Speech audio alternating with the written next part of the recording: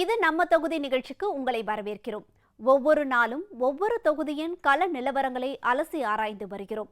அந்த வகையில் இன்று நாம் பார்க்க போகும் தொகுதி கோவில்கள் சூழ்ந்த தொகுதியான சீர்காழி தொகுதிதான்.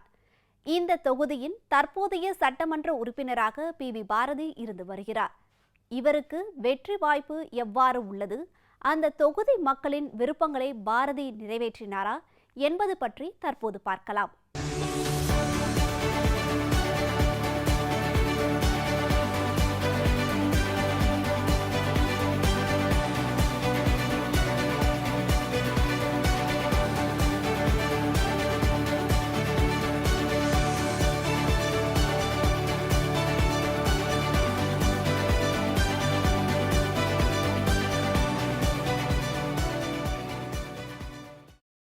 சீர்காழி தொகுதியின் சிறப்பம்சங்கள் பற்றியும் உங்கள் தொகுதியின் MLA-வை பற்றியும் ஒரு பார்வை.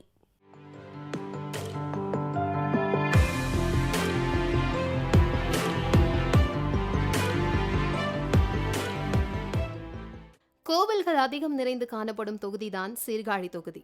இங்கு தேவார பாடலில் பாடப்பெற்ற சட்டைநாதர் கோவிலில் திருஞான சம்பந்தருக்கு ஞானப்பால் ஊட்டியதாக கூறி நடைபெறும் விழா மிகவும் சிறப்பு வாய்ந்தது. வைத்தீஸ்வரன் கோவிலில் திருசாண்டுருண்டை சாப்பிட்டால் தீராத பிணி விளங்கும் என ஐதீகம் உள்ளது.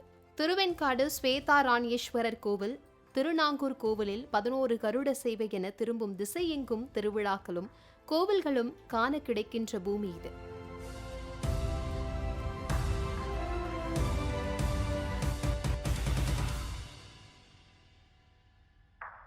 சீர்காழி கொள்ளிடம் என 2 ஒன்றியங்களை கொண்டுள்ள இந்த தொகுதியில் முக்கிய பிரதான தொழில்களாக விவசாயம் மற்றும் மீன்பிடி தொழில்கள் இருந்து வருகின்றன.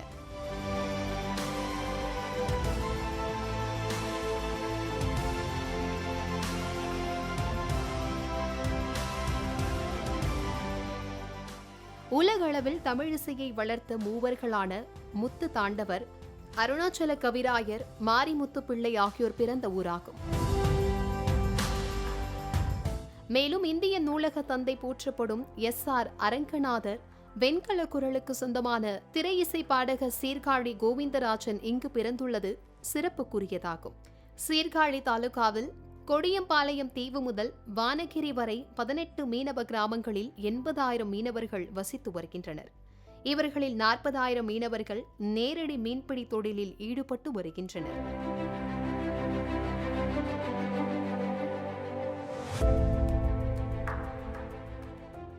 சீர்காழி மற்றும் கொள்ளிடம் பகுதிகளில் சுமார் 1 லட்சம் ஏக்கர் விவசாய விளைநிலங்கள் உள்ளன. இந்த நிலங்களை பயன்படுத்தி விவசாயிகள் விவசாயம் செய்து வருகின்றனர். கொள்ளிடம் ஆற்றின் கரையோரம் தோட்ட பயிரான சாமந்திப்பூ, செங்கரும்பு, மணிலா, வாழை ஆகியவற்றை விவசாயிகள் பயிரிட்டு வருகின்றனர்.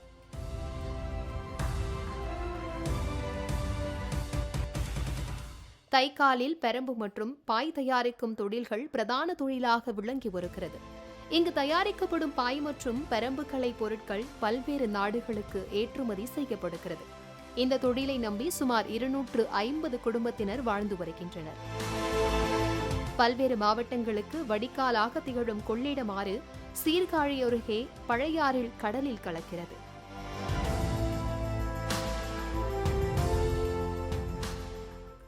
ஆயிரத்து 1952ஆம் ஆண்டு முதல் தற்பொழுது வரை தனி தொகுதியாக இருந்து வரும் சீர்காழி சட்டமன்ற தொகுதியின் தற்பொழுதைய சட்டமன்ற உறுப்பினராக இருப்பவர் அதிமுகவை சேர்ந்த PV பாரதி.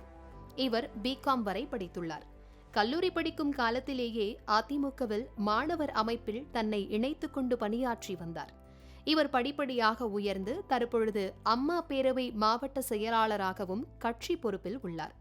கடந்த முறை சீர்காழி ஒன்றிய பெருந்தலைவராக வெற்றி பெற்றார். 2016ஆம் ஆண்டு சட்டமன்ற தேர்தலில் வெற்றி பெற்று சீர்காழி சட்டமன்ற உறுப்பினராக தேர்வாகினார். அடுத்ததாக உங்கள் தொகுதியின் சட்டமன்ற உறுப்பினர் தேர்தல் சமயத்தில் கொடுத்த வாக்குறுதிகள் என்ன, அதில் நிறைவேற்றப்பட்டவை என்னென்ன, இதோ பார்க்கலாம்.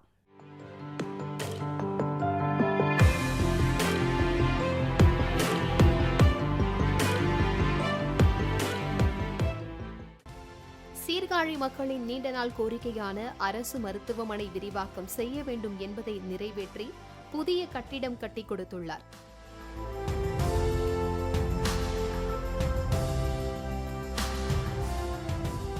தங்களின் குழந்தைகள் சிதம்பரம் மற்றும் மயிலாடுதுறை மாவட்டங்களுக்கு சென்று கல்லூரி பயின்று வரவேண்டி உள்ளதால் அரசு கலைக்கல்லூரி கொண்டு வர வேண்டும் என கோரிக்கை வைத்தனர். இதனையும் நிறைவேற்றி சீர்காழியை அடுத்த புத்தூரில் அரசு கலைக்கல்லூரியை கொண்டு வந்துள்ளார். மேலும் பாழடைந்த பேருந்து நிலையம் மற்றும் சத்துணவு மையங்களை அகற்றிவிட்டு புதிய கட்டிடங்களை கட்டித்தர வேண்டுமென கேட்டுக்கொண்டனர். இந்த கோரிக்கையினையும் நிறைவேற்றியுள்ளார்.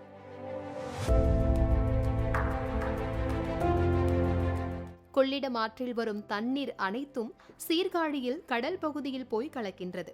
இந்த பகுதியில் கடல் நீர் புகாமல் இருப்பதற்காக தடுப்பணையும் கட்டி கொடுத்துள்ளார். சீர்காழி சட்டமன்ற தொகுதிக்கு உட்பட்ட ஏராளமான பள்ளிகளுக்கு சுற்றுச்சுவரையும் கட்டி கொடுத்துள்ளார். கலைக்கல்லூரியை பெற்று தந்திருக்கிறாரு. அதன் போல் சுகாதாரத்துறையில் சீர்காழி மருத்துவமனை தரம் பிரித்து அறுவை சிகிச்சை நடைபெறுவதற்காக தனி 9 கோடியில் தனி கட்டிடம் செய்து கொடுத்துருக்கிறார்கள். சிடி ஸ்கேன் கொண்டு கொடுத்துருக்காங்க. அதைப்படி விவசாயிகளின் கோரிக்கையை ஏற்று தடுப்பானை திருநகிரி வெள்ளப்பள்ளம் பகுதிகளில் 30 கோடி செலவில் தடுப்பானை கட்டுவதற்காக உத்தரவிட்டு அந்த தடுப்பணை கட்டும் பணி தொடங்கிவிட்டார்கள். அடுத்து இந்த தொகுதியின் வெற்றியாளரை தேர்ந்தெடுக்க போகும் தொகுதி மக்களின் நீண்ட நாள் கோரிக்கைகள் என்ன என்று பார்க்கலாம். பழையார் திருமுல்லைவாசல் மீனவர்களின் நீண்ட நாள் பிரச்சனையாக இருந்து வரும் முகத்துவாரத்தை தூர்வாரி 2 புறமும் கரையினை கட்டி கொடுக்க வேண்டும் என்பதாகும். இதுவரை இந்த பணி நடைபெறாமல் இருப்பதால் மீன்பிடித்துக் கொண்டு வரும் மீனவர்களின் படகுகள் தரை தட்டி விபத்துகள் ஏற்படுவதாக அப்பகுதி மக்கள் கோரிக்கை வைத்துள்ளனர்.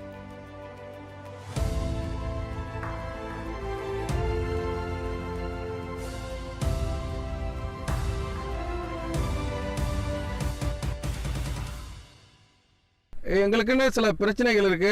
அந்த பிரச்சனைகளை இதுவரைக்கும் அரசாங்கம் கவனத்தில் கொள்ளுவதில்லை. ஒரு சரியான தீர்வும் அமைத்து கொடுக்கவில்லை என்றுதான் நாங்கள் உணர்கிறோம். தங்களுடைய தொழிலுக்கு போகும்போது எடுத்துக்கொண்டு பொருள்களை எடுத்துக்கொண்டு திட்டமிடக்கூடிய அந்த சமுதாய கூடங்கள், வலைபின்னல் கூடங்கள் போன்றவற்றை அவசியம் ஏற்படுத்த வேண்டும். அந்த அடிப்படை வசதி வாய்ப்புகளை செய்து கொடுக்க வேண்டும் என்பது மீனவ மக்களின் பெரும்பான்மையினர்களுடைய எதிர்பார்ப்பு. அதே மாதிரி பழையாறுல பார்த்தீங்கன்னா அது ஒரு இயற்கை துறைமுகம். ஆனால் அங்கே ஒரு குறை என்ன இருக்குது அப்படின்னு பார்த்தீங்கன்னா, அடிக்கடி ஆறும் கடலும் சந்திக்கின்ற அந்த முகத்துவார பகுதி மணல் மேடுகளால் புதைந்து போகுது. அதில் விசைப்படகுகள் சிக்கி பெரும் பொருளாதார சேதம் ஏற்படுது. மீன்பிடி தொழிலே இங்கு பிரதான தொழிலாக இருப்பதால் தங்களுக்கு அரசு உரிய நடவடிக்கை எடுத்து புதிய உக்திகளை கொண்டு வந்து தங்களின் வாழ்வாதாரத்தை உயர்த்தி தர வேண்டுமென கோரிக்கை வைத்துள்ளனர். கொள்ளிடம் கூட்டு குடிநீர் திட்டத்தின் மூலம் மீனவ கிராம மக்களுக்கு வழங்கப்பட்டு வரும் தண்ணீரானது சரிவர வழங்காததால் விலை கொடுத்து தண்ணீர் வாங்கி வருவதாக மீனவ கிராம மக்கள் தெரிவித்துள்ளனர். சீர்காழி அருகே உப்பநாற்றின் வழியே கடல் நீர் உட்புகுந்து பல ஆயிரம் ஏக்கர் விவசாய விளைநிலங்கள் பாதிக்கப்பட்டுள்ளன. இதற்கு தீர்வாக தடுப்பு அணை கட்டித்தர வேண்டும் என நீண்ட நாட்கள் கோரிக்கையாக உள்ளது. சீர்காழிக்குன்னு எவ்வளோ பெருமைகள் இருக்குது. சீர்காழிக்கு கலைஞர் ஆட்சியில் மிகப்பெரிய மணிமண்டபம் ஒன்று கட்டினாங்க. மும்மூர்த்திகளுக்காக ஒரு மணிமண்டபம். அந்த மணிமண்டபம் அரசியல் காழ்ப்புணர்ச்சி காரணமாக எந்த ஒரு செயல்பாடும் இல்லாமல் ஒரு எத்தனையோ கோடி நிதி ஒதுக்கி செய்யப்பட்ட அந்த கட்டடம் இப்போ ஒரு பாழடைஞ்ச பில்டிங் மாதிரி ஆகிட்டுருக்கு. இந்த அரசாங்கம் அந்த மணிமண்டபத்தை சுத்தப்படுத்தி அதுக்கு தமிழ் சார்ந்த நிகழ்ச்சிகள் நடத்துறதுக்கும் விழாக்கள் எடுக்கிறதுக்கு நடவடிக்கை எடுக்கணும். இது எங்களுடைய மிகப்பெரிய கோரிக்கை. சீர்காழியில் வசிக்கிற எங்களை மாரி உள்ளவங்களுக்கு பெரிய வருத்தமாகவும் இருக்குது, எதுவும் செய்யப்படாமல் இருக்கிறது. கடல் நீர் உள்ளே வராமல் இருக்கணும், எங்கள் விவசாய நிலங்கள் பாதிக்காமல் இருக்கணும்னாக்கா கடல் நீர் உள்ளே வராமல் இருக்கணும். ஏன்னா கடல் நீர் உள்ளே வரதுனால தான் இங்கே இருக்கிற குடிநீர் எல்லாமே உப்பு தண்ணியாக மாறுது, நிலத்தடி நீர் மாறுது. அந்த நிலத்தடி நீர் மாறாமல் இருக்கணும்னா எங்களுக்கு ஒரு தடுப்பணை அவசியம் தேவை.